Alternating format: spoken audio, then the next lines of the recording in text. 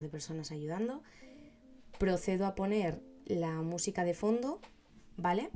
Como me pedisteis el otro día. Entonces creo que ya deberíais verme y oírme sin problemas. ¿De acuerdo? Confirmádmelo por el chat y le damos caña. Que ya llevamos 3 minutos de retraso. Ni tan mal comparado con otros días. Entonces, tengo aquí esto para tomar notas con todo lo que me digáis. ¿De qué vamos a hablar hoy? Me preguntabais algunos. ¿Cuál va a ser el tema? ¿Qué se va a tratar? Vale, como sabréis aquellos que me seguís en redes sociales, este fin de semana estuve en Valencia. No había estado nunca, me pareció una ciudad preciosa y una de las cosas que hice me llevó a pensar el tema de hoy. Fui a ver la exposición de los Ninots, ¿vale? Para quien no lo sepa, lo que son, voy a poneros aquí, ahora que ya controlamos de esto, una imagen, ¿vale? Algunas imágenes de las que creé, un segundo, para que veáis cómo son, ¿vale? Son chulísimos y aquí las tenemos. En lo que se va conectando la gente, tranquilamente, me vais contando qué tal.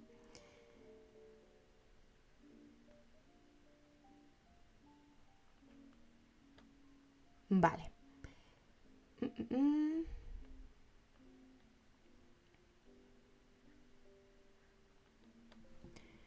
A ver si os la hago un poco pequeña porque si no, no veis ni torta, ¿vale? Supongo que ahí sí que se está viendo un poquito mejor, ¿vale? No está recortada ni nada porque el ritmo era súper rápido para ver la exposición, había un montón de gente, ¿de acuerdo? Pero bueno, este es un ejemplo de los que quería traer hoy, ¿vale? Este es una de las figuras de los Ninots. No sé si lo sabéis, pero hay de distintos tamaños, grandes y pequeños, ¿vale?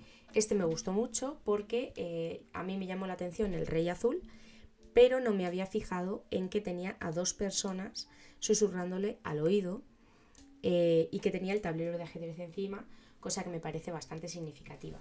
Normalmente estas figuras tienen pues como una crítica social, tratan temas actuales, etc. Entonces, pues bueno, yo saqué como 200 fotografías, ¿vale? Pero lo que me llamó la atención fue precisamente las distintas interpretaciones que hacíamos una de las amigas con las que yo lo iba viendo y yo de las mismas figuras. Y eso me llevó a pensar, porque creo que es algo muy común en el arte y en la literatura, que partiendo de una misma obra, ya sea un libro, ya sea una película, una serie, etc., le damos como interpretaciones distintas. De hecho, seguro que os ha pasado que vosotros consideráis una película en concreto una obra maestra y hay gente que dice que es una mierda y viceversa. Esto siempre pasa, ¿vale? Yo, por ejemplo, uno de los eternos debates que tengo es Spanish Movie, que considero que de lo mala que es buenísima. Y hay gente que no tolera ese tipo de películas, ¿vale? Para que os hagáis una idea, la escultura en concreto que me llevó a plantear este tema, ¿vale? Fue la siguiente. Un segundito, que quito esta, ¿vale? A ver si hoy no hay ninguna cagada y podemos hacer todo del tirón y este vídeo se guarda.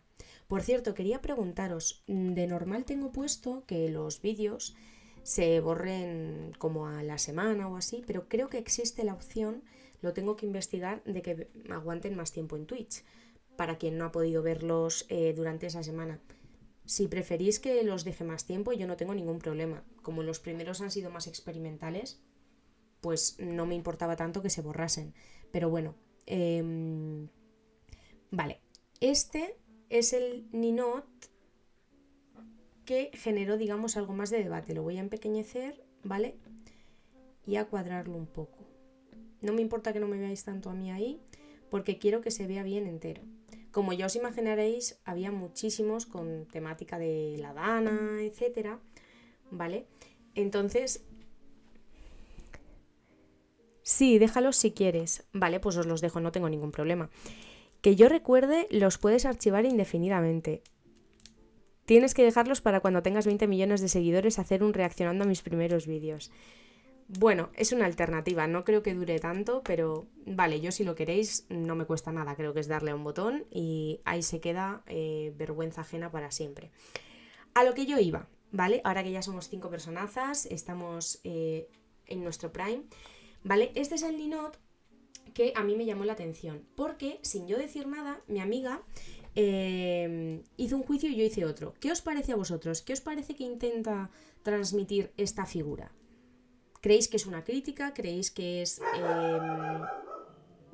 Loki está de acuerdo en que es una crítica. ¿Creéis que es una crítica? ¿Creéis que sin embargo es una reivindicación por el trabajo de ciertas personas? Porque yo lo tenía bastante claro hasta que escuché a esta persona y dije, ostras, pues a lo mejor estaba yo equivocada, que es algo que pasa bastante. ¿Vale? Bueno, observamos que hay, pues eso, un hombre con el cuerpo cortado. Eso no entendí muy bien por qué tenía el tronco cortado. Vale, obviamente abajo está el lodo, etcétera. Muchas tenían el lodo debajo. Y detrás, pues hay eso, una persona negra que está con un traje limpiando. Y detrás podemos ver en pequeño el rostro de una mujer musulmana y la bandera de Valencia. ¿Vale? Dice Laura que cree que es una crítica. Vale, ¿hacia quién exactamente? Porque claro, a mí me llama, por ejemplo, mucho la atención que la figura de delante, si os fijáis, tiene el rulito este que me recuerda un montón a Superman, a Clark Kent. Y de hecho, si os fijáis, es un tío atlético, bastante fuerte. Entonces, creo que no es casual que lleve ese peinado, ¿vale? ¿Qué pasa? Que mi amiga lo que dijo fue, anda, mira, creo que esta es una figura que critica porque se comentó mucho que cuando la Dana había personas de raza negra y tal que solo iban a coger las ayudas o solo iban a coger la comida en los puestos de ayuda humanitaria y tal y que no ayudaban. Y yo me quedé sorprendida porque para mí era todo lo contrario. Durante los primeros días que salieron muchísimos vídeos de esta catástrofe y hubo gente que aprovechó para bueno, pues soltar contenido, digamos, bastante racista, etcétera. Yo lo que vi fue contenido en el que se reivindicaba que precisamente la gente negra, la gente que no tenía un duro o que estaba en la calle o que solían tener puestos, etcétera, eran los que estaban ayudando a todo el mundo sin importar la edad, la raza, etcétera, y que mujeres como esta que aparece al fondo en este ninot, yo había visto vídeos de ellas cocinando en la calle para cualquiera. Mujeres árabes, mujeres gitanas, de todo tipo. ¿Vale? Y como que eso no se estaba visibilizando porque no interesaba. Interesaba solo mostrar a los voluntarios de otras partes de España, véase Madrid, véase pues otras partes del norte, etcétera. Entonces, para mí, este ninot era una reivindicación a, oye, este estereotipo de persona blanca, de ciudadano de Valencia, de Burgos, de Madrid, de Barcelona que ha venido aquí, no es el único.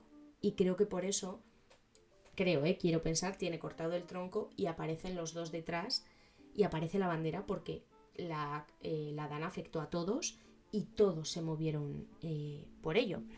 Dice Laura que está de acuerdo que es una crítica porque solo hay que ver las figuras que están en segundo plano y que si fuese una reivindicación los pondrían en primer plano. Claro, me llamó la atención por eso, porque cuando escuché a mi amiga Andrea, que no sé si estará por aquí hoy, me quedé bastante impactada porque en un solo vistazo ya os digo que íbamos muy rápido porque había mucha gente, lo habíamos percibido de maneras distintas, ¿vale? Yo en redes vi la otra parte, dice Diego, todo depende del algoritmo. Supongo que sí, o sea, por supuesto, depende también de los perfiles a los que sigas, etcétera, ¿vale? Pero me llama la atención que justo se haya elegido eso, a la mujer árabe, al hombre negro y que el estereotipo de hombre blanco esté ahí delante. Vale, ¿por qué se acaba este tema y a qué me llevó todo esto del ninot, etcétera? A hablar de las diferentes interpretaciones que puede tener una misma obra, ¿vale? Entonces, esta la voy a quitar ya, ¿de acuerdo? Tengo muchísimas, o sea que si alguien quiere que le pase alguna, tengo como 200 fotos en la galería de ninots, que la verdad que estaban bastante chulos. Luego además tenías que votar al favorito de los grandes y de los pequeños y era casi imposible, ¿vale? A mí me gustaban más con contenido un poco crítico. ¿A qué me ha llevado todo esto? ¿Qué tiene esto que ver con los libros? Etcétera. Ya saliendo un poco del tema Dana, del tema Valencia, me llevó a una cosa que yo había visto en la carrera, que era la teoría de la recepción de textos dependiendo del lector. ¿A qué suena esto? Que parece como un conjuro. Básicamente, creo que todos estaremos de acuerdo en que cuando un autor o autora escribe un libro, ¿vale? Lo redacta con una intención. Dependiendo de la época, de la corriente en la que se enmarque, claramente pues persigue un objetivo, ¿no? Vale. Pero hay quien considera que ese texto no es solo lo que el autor concibe, no es solo lo que está escrito, sino que es algo, digamos, que cobra vida cuando lo leemos. Es algo que adquiere significado y también identidad propia gracias al lector, al acto de ser leído. ¿Vale? Esto es la estética de la recepción. Su principal exponente, que es Hans Robert Gauss, a mí no me sonaba este nombre, a mí me sonaba Genet, pero bueno, he tenido que investigar un poco, ¿vale? Se basa en eso, en que el texto solo toma vida cuando es abordado por el lector. Entonces, la obra es algo dinámico, no es algo estático. Por lo tanto, podríamos afirmar que a lo mejor un clásico que no pasa de moda, yo qué sé, vamos a irnos a no muy lejos. Una obra como puede ser La casa de Bernarda Alba o una obra como puede ser La Ilíada o la Odisea, no deja de ser un texto vivo porque depende de la gente, de la gente que lo lee, de cómo lo interpreta y de todo el contexto que rodea a cada uno de los lectores. No sé si habíais oído hablar de esta teoría, si no estáis para nada de acuerdo, para vosotros el libro es lo que ha hecho el autor, lo que quiere el autor y punto, ¿vale? Pero a mí me pareció muy interesante cuando nos lo explicaron y creo que daba sentido a muchas cosas, ¿vale? Por ejemplo, os voy a contar una anécdota que a mí me ocurrió en un trabajo. Granja de animales, dice Diego. ¿A qué te refieres?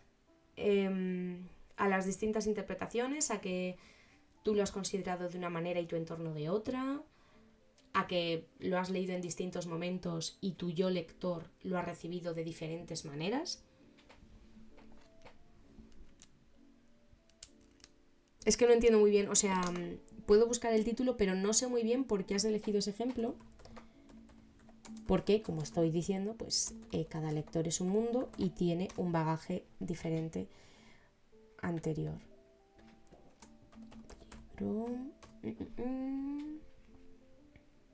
De George Orwell. Me sonaba... Es como Rebelión en la Granja, ¿no?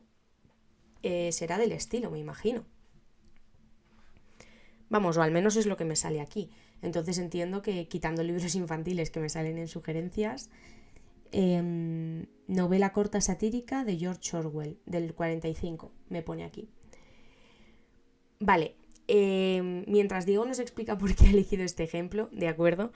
Yo os cuento, el libro se ha interpretado de manera anticomunista, aunque el autor hacía una crítica específicamente antiestalinista, no anticomunista. Claro, ahí está la cosa, me refiero. ¿Cuál es uno de los principales problemas, por ejemplo, que genera el libro más vendido del mundo? La Biblia. Que el texto es uno, pero se hacen tantísimas interpretaciones partiendo de ese mismo texto, que claro, de uno mismo pueden salir conclusiones hasta contrarias u opuestas. Vale, me he equivocado de título, en inglés es Animal Farm. A mí es que me suena Rebelión en la Granja, que es en la que los animales deciden pasar de los humanos, pasan a liderar ellos la granja, pero los cerdos acaban como mandando, acaban pasando a dormir en la casa del humano, empiezan a quedarse con las riquezas mientras el resto de animales producen.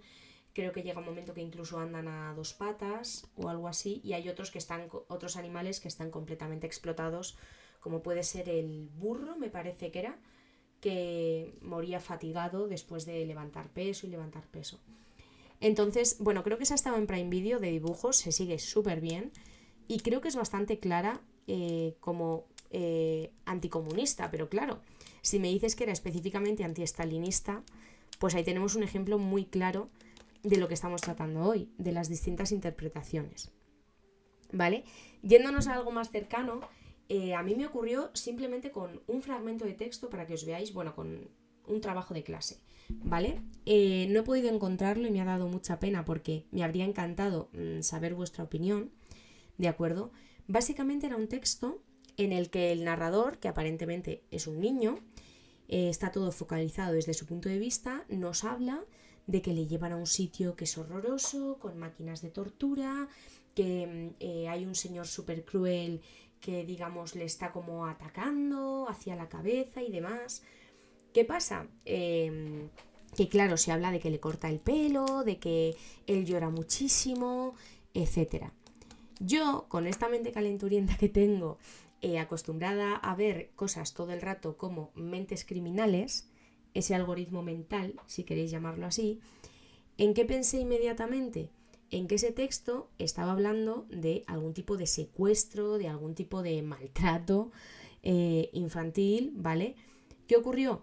Que cuando llegamos a entregar el trabajo yo estaba súper orgullosa porque había hecho un trabajo, creo que con muchísimo sentido, detectando un montón de simbolismos y no sé qué, no sé cuántos. Y mi amiga Sofía, que no sé si estará por aquí, que es un genio de la...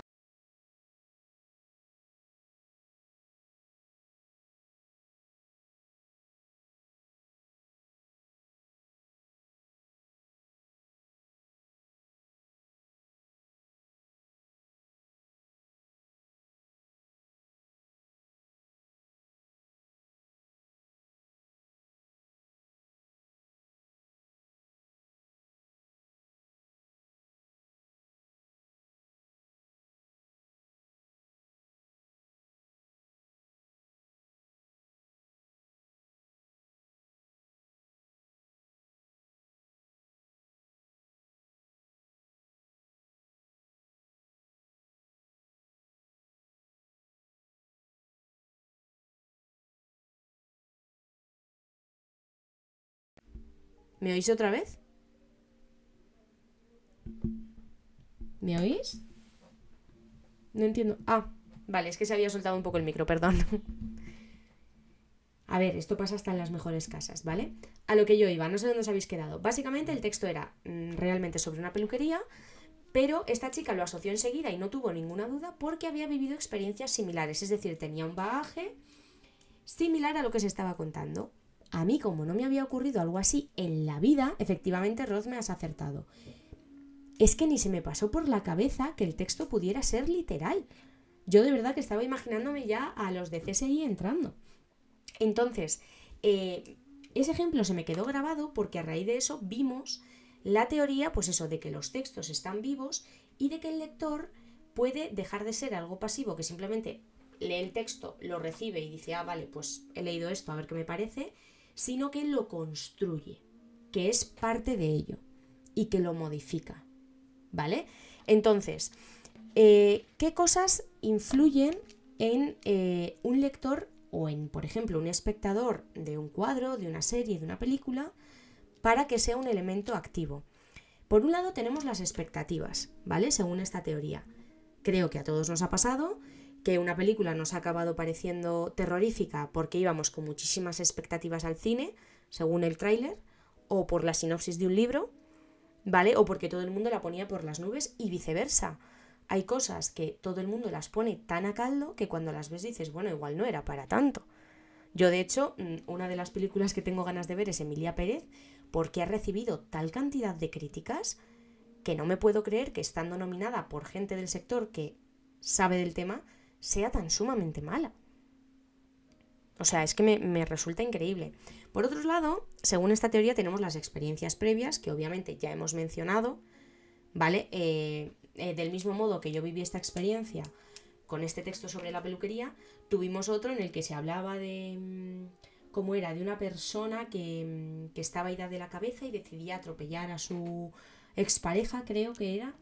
Y el texto estaba muy interesante narrado, pero claro, la dejaba en silla de ruedas. Entonces yo me acuerdo que a mí ese texto me dejó, vamos, hecha polvo porque yo no podía parar de pensar en las consecuencias a posteriori, no en el impacto de esa imagen. Entonces yo eso lo justifiqué en dicho trabajo y a mí, por ejemplo, fue de los que más me marcó y a mis compañeros les hizo gracia, les dio igual, entonces, porque no teníamos las mismas experiencias previas. Otra cosa que influye muchísimo son los cambios de interpretación, ¿vale? A Diego le he preguntado si a lo mejor estaba mencionando Animal Farm porque lo ha leído en momentos distintos de su vida. Porque a veces ocurre, cuando revisitamos, me encanta que se diga revisitar, cuando revisitamos una película, una serie, un libro que a lo mejor nos gustó mucho a cierta edad o que nos pilló en un momento en el que lo necesitábamos, muchas veces nos damos cuenta de que caímos pues en clichés fáciles o de que no era tan bueno. Yo, por ejemplo, en mi adolescencia consumía un montón de libros y ahora me doy cuenta de que muchos de ellos son prácticamente un copia-pega, sobre todo, por ejemplo, en el ámbito romántico. No sé si os ha pasado a vosotros con alguna película, con alguna serie, con algún libro, que lo hayáis vuelto a consumir y hayáis dicho, vale, esto realmente era una basura, o oye, esto era muy bueno, o ahora empiezo a entender su verdadero significado, ¿no? No sé quiénes quedáis por ahí. Deduzco que quizá Rodme, Laura. Ha hablado antes un tal Sergio, que creo que es nuevo, pero que no sé quién es, no te ubico. Espero que, no sé, será Sosis, me imagino, no lo sé. ¿Vale? No sé si os ha pasado, si queréis compartir algún ejemplo, ¿vale? Porque creo que esto lo vivimos todos. De hecho, un profesor mío de la universidad siempre decía que precisamente El Quijote, que es un libro que todo el mundo debería leer, es un libro que no deja de ser clásico porque tú lo lees a los 20 años y tiene cosas interesantes, tiene cosas muy acertadas. Lo lees a los 40 y descubres cosas nuevas, cosas en las que a lo mejor antes no te habías fijado porque no habías llegado a ese punto de madurez. Pero es que lo leías a los 60 y nuevamente estabas descubriendo cosas o decías, joder, qué acertada esta parte o esta crítica que hace aquí. No se me ocurre, pero supongo que me habrá pasado. Y Beret Diadem, que no sé quién es, no sé lo que me estás queriendo decir tampoco. Bienvenida o bienvenido, bienvenide, supongo. Y por último, llegamos a la parte que más me interesa, ¿vale? He estado buscando, como haré seguramente en todos los directos que nos queden, un par de definiciones en la palabra exacta, que ya os hablé de este libro, ¿vale? Que tiene como definiciones, se divide en momentos concretos, para cuando quieres estar solo, para cuando necesitas consuelo, para cuando quieres reírte, etc. Esta edición me costó 8,95, la verdad que está bastante bien de precio y no es un libro para leerte del tirón, sino pues cuando lo vas necesitando. Entonces, a raíz del tema de hoy, yo había buscado un par de definiciones que creo que pues vienen bastante al caso y que tienen sentido. La primera bien es genko, ¿vale? No sé de qué idioma viene y me da mucha rabia, ¿vale? Porque no siempre te pone el idioma original. Y dice así: genko, la transformación sin retorno. El término genko describe una transformación irreversible. Esta palabra se compone de gen, cambio, y ko, con nueva luz. Nos ayuda a comprender que todo experimenta un cambio, incluso nuestras percepciones y la forma en que interpretamos el mundo. Existen pocas palabras que capturen conceptos tan fundamentales como genko, la habilidad de adaptarnos, evolucionar y expandir nuestra conciencia. Todo ello es esencial para superar desafíos y salir fortalecidos de las situaciones difíciles.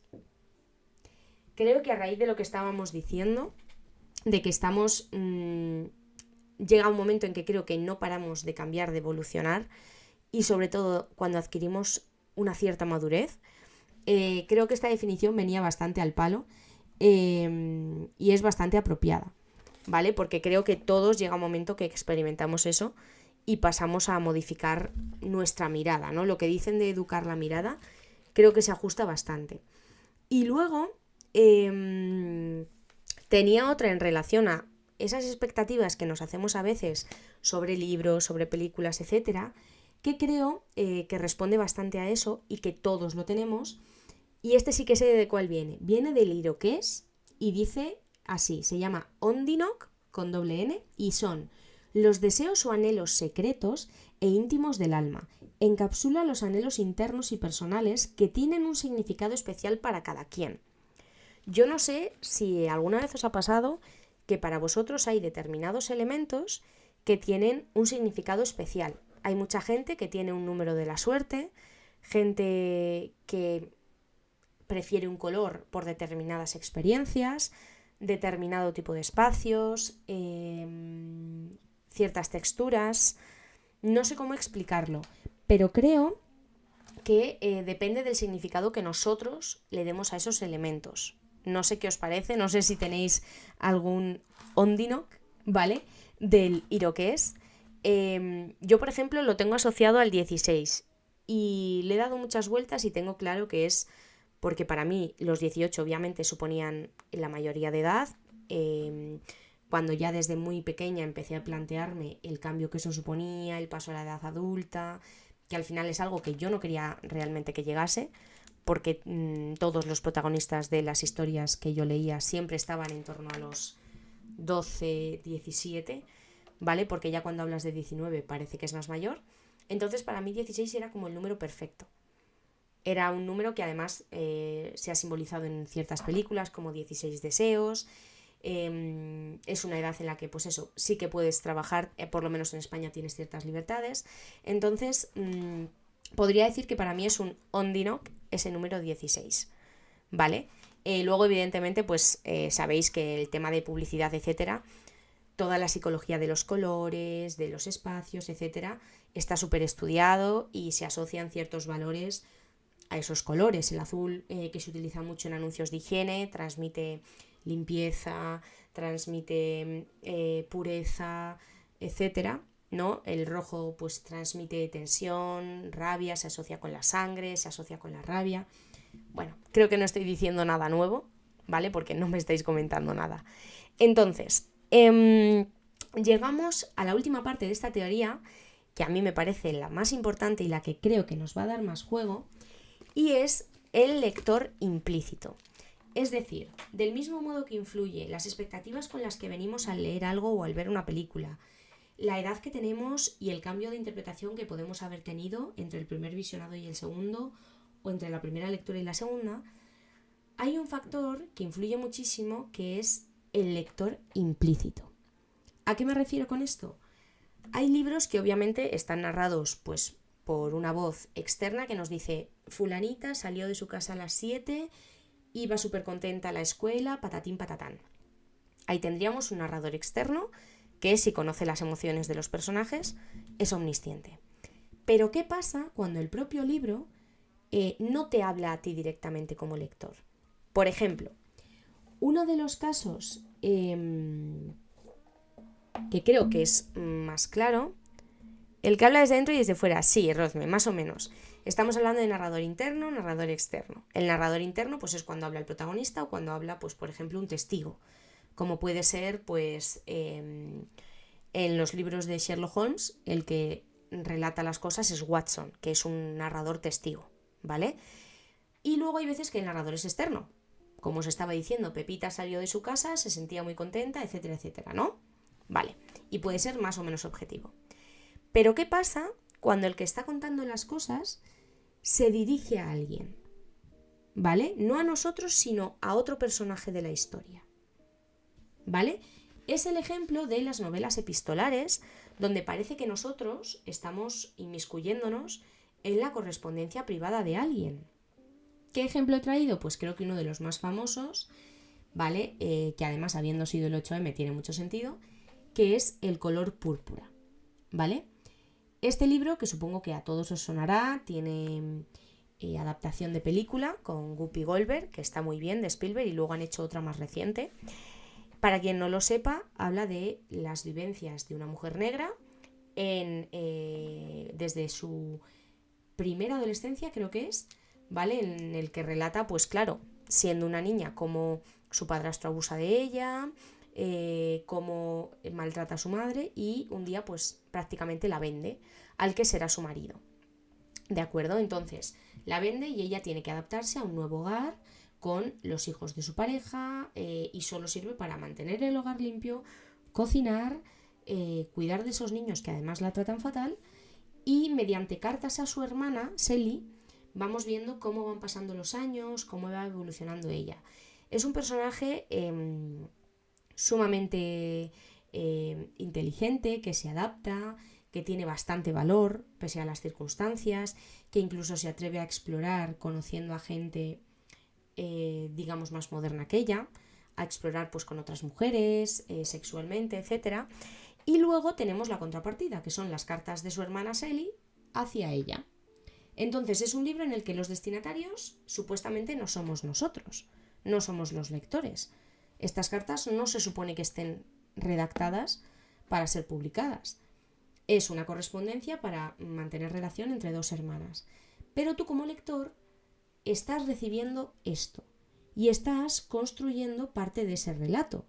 Estás entendiendo que hay lapsos de tiempo, estás entendiendo que entre que una recibe la carta y contesta hay un margen, pueden haber ocurrido eventos, estás siendo consciente de cuando la protagonista habla siendo prácticamente una niña y cuando habla siendo ya una mujer o una persona más mayor, ¿no? Entonces, influirá por su contexto, claro. Si la protagonista dice que pues, una paliza es normal o que los niños son insoportables y los odia, tú, como lector, que estás en otro contexto, puedes entenderlo, aunque ella no te especifique todo. Entonces creo que es un ejemplo bastante claro de cómo el hecho de que haya un lector implícito influye, ¿vale? ¿Qué otras obras tienen esto? Pues una de las clásicas es El Lazarillo de Tormes. El Lazarillo de Tormes, que está dividida en partes, digamos, en los amos que tiene el Lazarillo, realmente no es una novela al uso.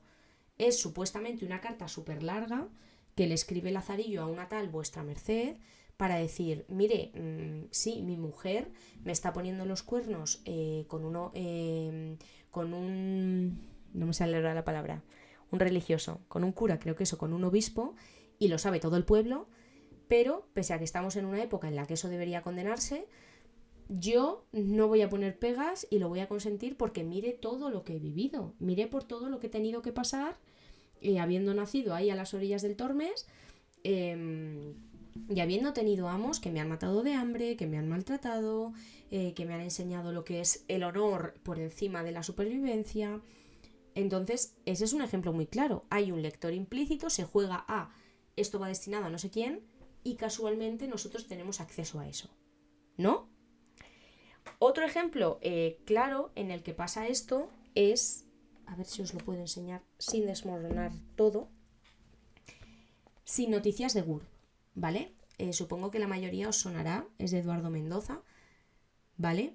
Está escrito como si fuera un cuaderno de bitácora, prácticamente de una nave espacial, y el que narra es un extraterrestre que ha llegado a la Tierra y entonces se dedica a decir 9 y 10, aterrizaje, 9 y 11, no sé dónde está Gur, voy a salir a buscarle, 9 y 12, me transformo en, me lo invento, el capitán a la triste y me bajo de la nave, 9 y 20, me caigo en una zanja que ha abierto la Comunidad de Cataluña, la Generalitat, 9 y 23, me caigo en una zanja de la compañía eléctrica y así. Y tú, como lector, en este caso además, con el contexto de que seguramente eres un lector de España, porque este es un autor de España, sabes que se ambienta en Barcelona, entiendes las bromas que está haciendo el autor, Mendoza, mediante ese personaje. Esto evidentemente no estaba, si nos tomamos en serio el relato, destinado a que lo leyesen los humanos y a que fuera un bestseller, ¿vale? Estas columnas del País que luego se recopilaron como libro. Pero tú tienes que hacer un juego como lector, o sea, no es simplemente lo leo y ya está, es que tienes que hacer un juego por entender que ese comportamiento que él está teniendo a veces tiene un nombre o cómo puede haber reaccionado la gente de la que él habla, que sí es humana, ¿no? Tú entiendes el contexto, el personaje no. Entonces es un libro que a mí me parece muy interesante porque obliga al lector a hacer un ejercicio más allá de recibo texto, recibo texto, recibo texto. ¿Vale? No sé, estáis bastante callados, sé que somos muy pocos, no sé si ha sido buena idea cambiarla ahora o si es porque la semana pasada no hubo directo y esto repercute en la comunidad, pero estáis bastante callados. No sé si os estoy metiendo una chapa o si queréis añadir algo, porque yo ya sabéis que me lo planifico todo aquí, que elijo los libros que comentar, pero que esto siempre es abierto. Entonces, no sé, Si queréis decir algo, si tenéis ejemplos, si queréis que siga, si queréis que cortemos aquí. Cuántas cosas muy interesantes. Vale. Bueno, os he citado ya un par de ejemplos, ¿vale? Y llego a uno que sí que tengo en físico y que me apetecía leeros un fragmento a ver qué os parece. Sois 3, entonces evidentemente espero respuesta por vuestra parte, porque si no esto se va a quedar un poco muerto, ¿vale? Mirad, hay un libro del que ya os hablé en otro directo, ¿vale? Que lo trabajaré también cuando haga un directo específico de humor, que sí que me lo estaba planteando, ¿vale? Que es este, del que ya os hablé un poco, La mejor persona. Muy buena recomendación, ¿vale? Fue un regalo. ¿Qué pasa? Que este libro nuevamente está estructurado en emails, ¿vale? No es una persona contando su vida tal cual. No está escribiendo un diario, no nos está hablando a nosotros directamente. Le está escribiendo a una tal Natalia con Y, ¿vale? Que es una persona a la que ha conocido por internet. Un segundo, que casi me quedo sin batería. Poco estaba pasando en este directo. Como iba diciendo, este hombre le escribe a una tal Natalia, que al parecer es de Rusia, por email. Ella ha contactado con él, no sabemos muy bien para qué, y en base a leer los emails, donde él le cuenta qué tal le va la vida, qué le está pasando, cuáles son sus problemas en la empresa, entendemos el tipo de relación que tienen. Lo entendemos nosotros, pero él no parece darse cuenta, ¿vale? Para que os hagáis una idea, este es uno de los emails, ¿vale? Os voy a hacer las comillas. Pone re, porque llevan ya como 7 emails. Este tío además es muy correcto, se explaya un montón. Y le pone lo siguiente. Natalia. Por cierto, lo de ella nunca lo leemos. Lo podemos deducir, ¿vale? A ver qué os parece. Natalia. 2 puntos. Pues sí que es pena que no estuviera en tu cumpleaños. Yo también habría estado más feliz 1000 veces, como dices tú. Otro día avísame con antelación y podré adelantarme y felicitarte el primero. De todos modos ya he apuntado la fecha. Te adjunto una postal de internet, que es todo lo que puedo hacer desde el otro lado del mundo. Yo no celebro mi cumpleaños desde los 10 años. Me refiero a montar una fiesta. Mi madre nos llevó al Vips, restaurante de calidad, a mi hermana y a mí, y se presentaron sin que yo me lo esperara el Fran y el Robert, 2 del colegio, con los que me llevaba más o menos bien. Y aquí paro porque le empieza a contar experiencias pasadas, ¿vale? Y para que veáis cómo sigue evolucionando esta relación un poco más adelante, otro de los emails empieza así. Re. Natalia, agradezco la fotografía en tetas. Tu sensualidad es como un chorro de agua limpia llevándose las malas sensaciones que embrutecen mi alma. También yo tengo ganas de contar a ti tanto sobre las estrellas, sobre la luna, sobre el cielo. Esa faceta poética tuya me gusta tanto. Aunque tus estrecheces te lleven a insistir en el dinero, cosa de la que me hago cargo. Sin metáforas, sin la sensibilidad estética, no seríamos más que un absurdo detector de metales. Mucha gente es así, vive persiguiendo la mera subsistencia y valora su felicidad en función de su botín. A nosotros, aquejados de una existencia tan precaria, nos salva el amor por las cosas elevadas y por las no tan elevadas como la belleza de unos pechos. Dile al casero que le den por el culo. Todos tenemos derecho a un techo. Hazte valer y muy pronto las cosas mejorarán y estarás en disposición de mandarlo a paseo. Vale, básicamente, no voy a leerlos todos, pero podemos deducir por estos emails que ella le manda mensajes calientes y le pide todo el rato dinero diciéndole que es que su tío está muy enfermo, que quiere salir de Rusia e ir a España. Y el protagonista, que claramente tiene carencias sociales, pues no se pispa de lo que está ocurriendo, ¿vale? De que seguramente Natalia no sea ni real o sea una estafadora. Entonces, siempre le contesta de manera muy correcta que es que no puede permitirse pagarle el billete porque, claro, está en la cuerda floja en el trabajo, y le contesta pues de esta manera que habéis visto. ¿Qué pasa? Que la lectura de un libro así, como este, La mejor persona, hace un juego más allá. ¿Con qué? Con el lector implícito. Del mismo modo que lo hace el Lazarillo, que lo hace el Color Púrpura o que lo hace el Quijote, que el Quijote merece su capítulo aparte, porque tiene muchísimas cosas para comentar, ¿vale? Entonces, bueno, simplemente me apetecía mencionar esto, realmente no era el plan inicial de este directo, ¿vale? Iba a tratar otros temas, pero me pareció que era bastante interesante hablar, pues eso, de la estética de la recepción, de cómo a veces interpretamos de maneras muy diferentes, aunque estemos en la misma sala, aunque estemos en la misma época o aunque tengamos la misma edad, un mismo texto o una misma película. Al fuego de esto, al calor de esto, me vienen a la mente pues películas que seguro que conocéis como Origen, que es bastante famosa porque el interés está en esa última escena en la que no sabes si la peonza cae, no cae, por lo tanto, eso cambia todo, no sabes si lo que has visto es un sueño, es la realidad. Me viene también, pues, por ejemplo, la novela Rayuela, que hace que el lector sea aún más partícipe porque le da los fragmentos y es el lector el que traza su camino, ¿no? Como en los libros de Elige tu propia aventura, que tú decides un poco, el escritor ha redactado todas sus ideas, ¿no? Que un personaje muere, que se casa, que sale del laberinto, que aquí se pierde, y te las da todas y tú decides. Laura saluda no, Lenasti, no tenemos hoy a Lena, me da muchísima pena, porque quería acabar con la marsellesa en alto, me parecía bastante adecuado, porque la otra vez me hizo ilusión, y sabiendo que ahora no hay problemas técnicos, estoy aquí.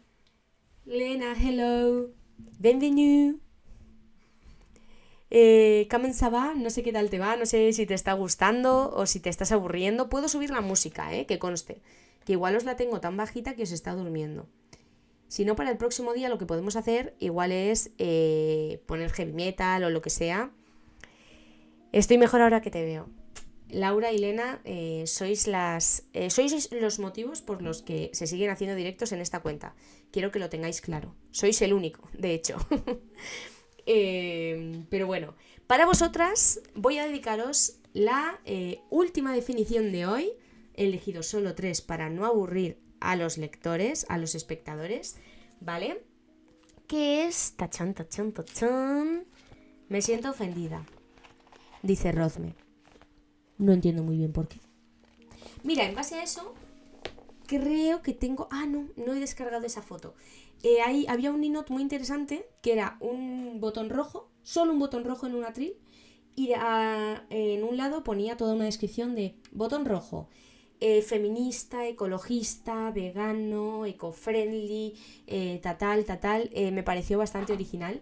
Entonces, pues, no sé qué te ha podido ofender, Rozme, pero bueno, es que como sois la generación de cristal, ¿qué le vamos a hacer? Llegamos a la última definición de hoy. Voy a intentar leerla con voz así de locutora, a ver qué tal. La última definición del 11 de marzo es calopsia, la percepción idealizada. La calopsia es un concepto del griego antiguo que describe cómo percibimos la realidad de manera más hermosa o ideal de lo que es. Esto significa que tendemos a ver las cosas como más bonitas, encantadoras o perfectas de lo que realmente son. Esta percepción puede estar influida por nuestras emociones, expectativas e incluso nuestra imaginación. Muestra cómo nuestras emociones y pensamientos pueden moldear nuestra percepción de lo que nos rodea. No sé qué os parece. Yo creo que precisamente a mí me pasa un poco, un poco no, me pasa bastante.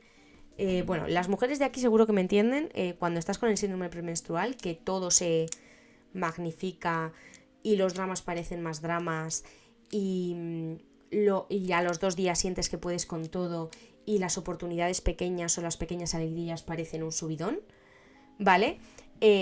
Ahora podemos decir que sentimos calopsia, ¿vale? Me parece bastante interesante. Pero sí, creo que a veces se embellece algo y creo que a raíz del uso de las redes sociales, por ejemplo, más que embellecer, se romantiza. Se romantizan ciertas cosas.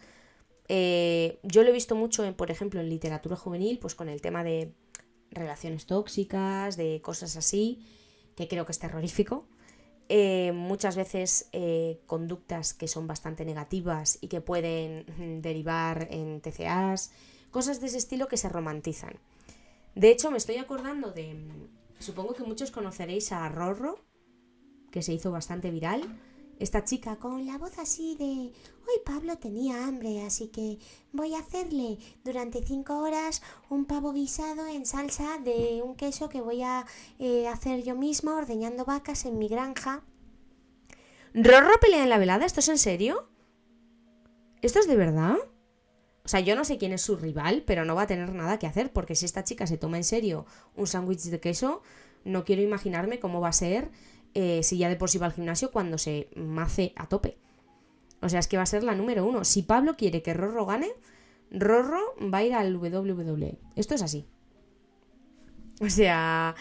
Pero bueno, pues a raíz de eso, Rorro creo que fue un ejemplo bastante claro de cómo hubo gente que hizo crítica pues de su perfil, del tipo de vídeos que subía, porque estaba, digamos, romantizando un poco o idealizando ese perfil de novia o mujer perfecta a la que no le importa estar 6 horas en la cocina porque a su novio le apetece X, que muchas veces no salía ni probando los platos que hacía porque ni siquiera le gustaban, etcétera.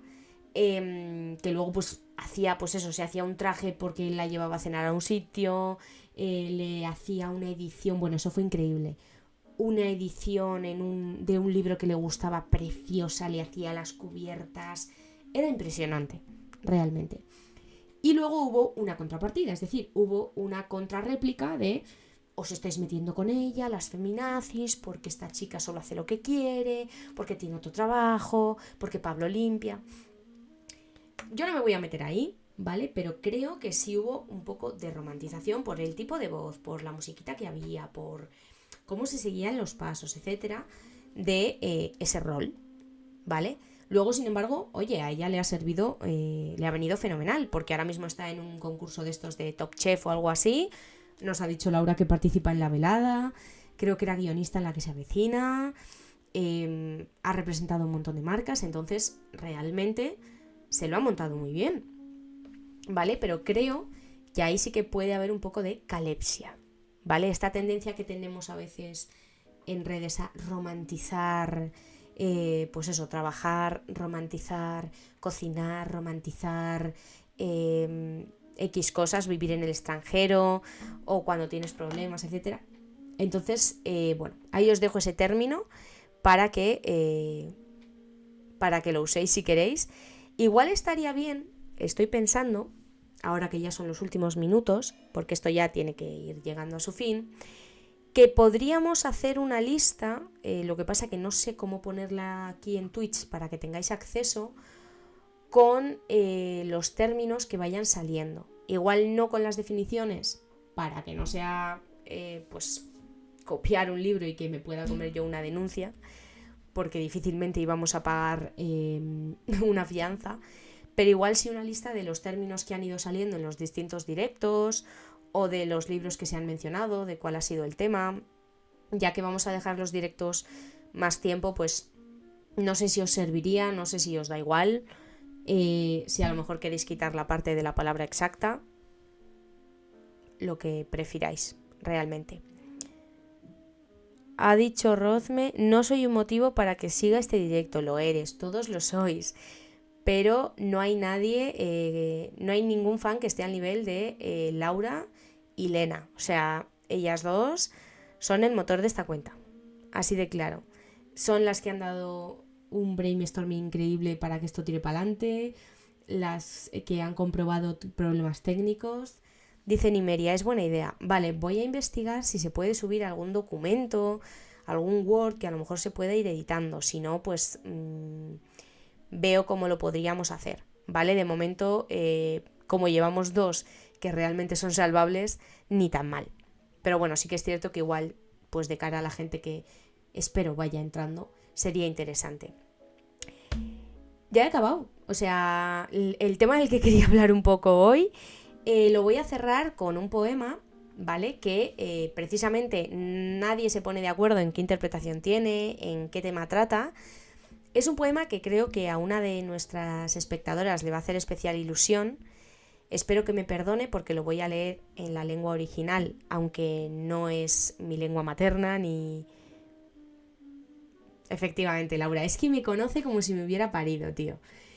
Es Sombra Negra. Desde que lo leí se me quedó grabado. Hay artistas como Miriam de OT que han metido alguno de sus versos en canciones del nuevo disco y tal. Y pues no podía no mencionar a Rosalía de Castro, ¿vale? Que no sé si la conocéis. Aquí los que estén estudiando literatura que levanten la mano. Y si no la conocéis, pues bueno.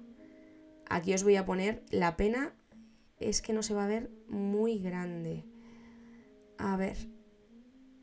Ojalá Laura pudiese ponerse a leerlo ella en versión original, en gallego, porque yo no tengo ni idea. Espero que me perdone toda Galicia porque tengo familia allí, ¿vale? Voy a proceder. Voy a quitar hasta la música porque igual de aquí sale un clip maravilloso. Dice así. Cando penso que te fuches, negra sombra que me asombras, o pedos meus cabezales tornas facéndome mofa. Cando maxino que sida, no mesmo sol te me mostras, e eres a estrela que brilla, e eres o vento que zoa. Si cantan, esti que cantas, si choran, esti que choras, e eso marmurio do río, e esa noite e esa aurora. En todo estás, e ti es todo, pra min e en min mesma moras, nin me abandonarás nunca, sombra que siempre me asombras. Dejamos reposar unos segundos. Vale, creo que aunque esté en gallego se entiende bastante bien, como para no tener que ponerlo en castellano. Me apetecía ponerlo en gallego, la verdad. Creo que es su poema más famoso, sin duda. Nuestra experta Laura, como representante de Galicia, nos puede dar su opinión sobre este texto, porque creo que tampoco coincidíamos en la interpretación. Y es algo bastante común. Hay distintas opiniones sobre lo que puede ser esa negra sombra de la que habla Rosalía. ¿Vale? No sé qué os ha parecido a Nimeria Rozme Beref Diadem, si es que sigue aquí con nosotros. Laura procede a escribir. Vamos a darle unos segundos, ¿vale? Porque creo que se viene una explicación realmente interesante. Recordemos que también es filóloga, pero del otro lado del charco. Voy a poneroslo un poquito más pequeño para que veáis la autora, ¿vale? Ya que en Twitch se ve bastante más grande. Esto es una maravilla, porque yo aquí en el panel de control tengo que hacer malabarismos y es todo súper enano y me da la sensación de que no cabe nada, ¿vale? No sé cómo interpretarlo, dice Nimeria04. El gallego no es lo mío. Vale, yo si queréis voy como haciendo, busco la traducción para que no demos una patada al diccionario.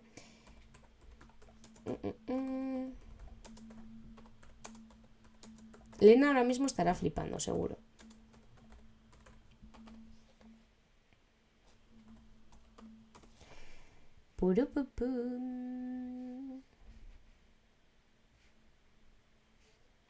Vale.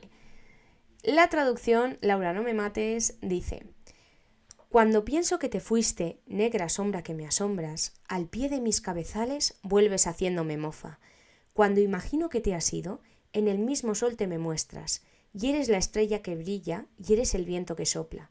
Si cantan, eres tú que cantas, si lloran, eres tú que lloras, y eres el murmullo del río, y eres la noche y eres la aurora. En todo estás y eres todo, para mí y en mí misma moras, ni me abandonarás nunca, sombra que siempre me asombras. Procedemos con la explicación de Laura. Es un poema que no tiene una interpretación fija. Para algunas personas el poema es triste o incluso terrorífico, una sombra que te persigue a todas partes, vayas a donde vayas. Otras, como yo, lo vemos como algo positivo, da igual donde estés, siempre vas a tenerla y le da sentido a tu vida. Siento decir que yo soy más del primer barco. Yo cuando leí este texto, a lo mejor es porque estaba más melancólica o lo que fuera, o que cada vez que leo algo gallego lo asocio a la famosa morriña, pero desde mi punto de vista El hecho de que se llame Negra Sombra creo que ya es significativo, y creo que el hecho de que siempre vuelva, de que lo haga además haciendo mofa, es decir, riéndose de ella, porque su marcha se supone que es algo positivo, y se muestra en todas partes, creo que puede ser precisamente la melancolía, la tristeza que podemos ver representada en diversos elementos de la naturaleza, ¿vale? Hay muchos autores de otras corrientes que han utilizado la naturaleza para expresar similitud con lo que sentían, con sus emociones, para representarla. Dice, no me abandonarás nunca, y creo que eso es algo un poco que sentencia, es decir, un poco que se resigna. O sea, me parece que es una tristeza, es una angustia que no va a abandonar nunca al yo del poema. Ojo, que esto ya hablaremos de ello otro día, porque el tema de poeta barra autor o el yo del poema, el yo del relato, son cosas diferentes, ¿vale? Pero yo creo, o sea, no digo que Rosalía tuviese ahí una constante tristeza, pero creo, para mí el poema habla de eso. Me parece increíble que se pueda sacar la interpretación totalmente opuesta, que dé precisamente esperanza, que sea positivo, etcétera, como dice Laura. También parece que acepta el no poder deshacerse de ella. Eso es. O sea, creo que al mismo tiempo se siente frustrada porque no puede deshacerse de ella, se siente burlada, pero ella misma lo dice, me asombras, es decir, me sorprendes. Creo que algo sea malo o que algo te afecte, que algo sea duradero o tenaz, no implica que no puedas admirarlo.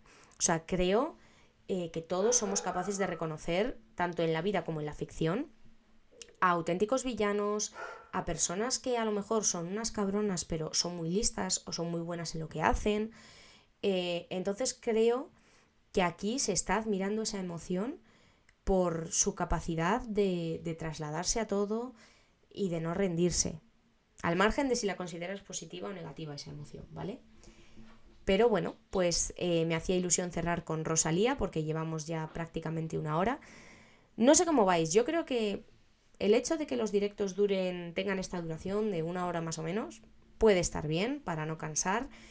He decidido ponerlo un poquito más tarde para evitar problemas técnicos, como la otra vez, pero si os viene mejor que se cambie de día o incluso de hora, que igual hay gente que dice, ay, pues no, ponlo a las 9 o ponlo a las 9:30 o 10, que así lo veo mientras ceno. Yo todo lo que sea conseguir seguidores y posible money en el futuro, encantadísima voy a estar. ¿Vale? Nos encantamos, dice Laura. Entiendo que Elena y tú sois maravillosas y os encantáis entre vosotras. Me alegro que os haya gustado. Lo dicho, quienes tengáis mi contacto siempre podéis hacer sugerencias o comentarios sobre los directos. Quienes no, tenéis el chat, y como ahora además los voy a dejar fijos, tenéis también Instagram, que de vez en cuando subo fragmentos o cosas ahí, ¿vale? Si queréis hacer más sugerencias o plantear temáticas, por ahí se habló en su día de posibles crímenes reales y cosas así. Yo siempre lo acepto todo y siempre tomo nota, ¿vale? Lo encantamos, es lo que quería decir. Vale, pues me alegro. Si tenéis la oportunidad de leer a Rosalía, yo tengo por ahí un libro de poemas, os lo recomiendo. No sé quién me dijo que le gustaba más Rosalía que Emilia Pardo Bazán por el hecho de que una venía de clase baja, la otra había tenido más comodidades. Podemos abrir ese melón en otro momento. Sí, envíame, porfa, Laura. ¿Qué quieres que te envíe?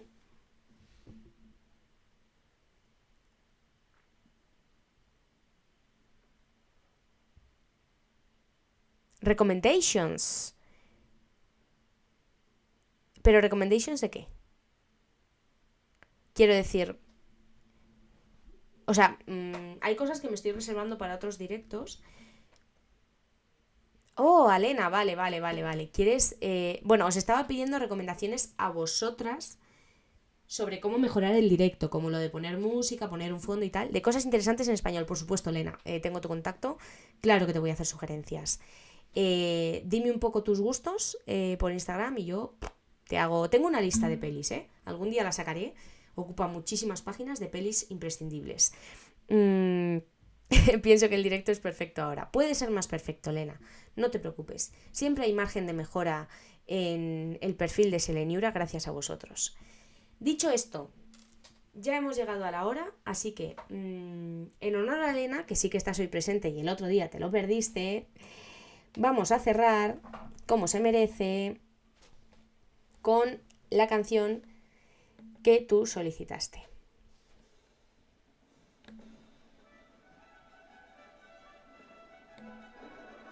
Espero que se escuche bien, ¿vale? Con la marsellesa de fondo, nunca pensé estar tan hermanada con los franceses. Vamos a cerrar el directo del 3 de... Allez Bleu. Bueno, algún día nos aprenderemos la letra. Si seguimos... Mira, vamos a hacer un pacto de estos. Si llegamos a 50 seguidores, igual un día os canto la letra, ¿vale? Le jour de gloire est arrivé. Eso es lo único que me sé. Por lo demás, 11 de marzo, quedamos... esto cierra ya. Nos veremos la semana que viene a esta hora, salvo que prefiráis otra que os venga mejor. Los fans predilectos mandan, evidentemente.